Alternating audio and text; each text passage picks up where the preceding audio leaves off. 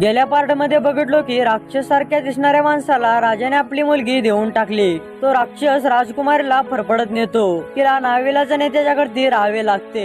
एके दिवशी राक्षस जसा घराबाहेर जातो तिला जंगलामध्ये एक महिला दिसून येते। त्यामुळे ती तिच्याकडे मदत मागते आणि तिच्यासोबत घडलेले सर्व काही सांगून देते। ती महिला तिची मदत करायला तयार होते। दुसऱ्या दिवशी महिला परिवारासोबत येते आणि रश्मीने दुसऱ्या बाजूला तिला नेत असते। तेव्हा त्यांना राक्षस बघतो आणि त्यांच्याकडे येण्याचा प्रयत्न करतो। त्यामुळे ते रश्मीच कापतात आणि राक्षस हा खालीच कोसळतो। ते वाचल्यामुळे पळून जायला लागतात। तेव्हा राक्षस त्यांच्यावरती हमला करून सगळ्यांना मारायला लागतो। राजकुमारी घाबरून एका कडेला लपून बसते। राक्षस शोधून तिच्या जवळ येऊन जातो। घाबरून ती राक्षसाला मिठीच मारते। त्यामुळे राक्षस तिच्या प्रेमातच पडतो आणि राजकुमारीला पाठीवरती चढायला सांगतो।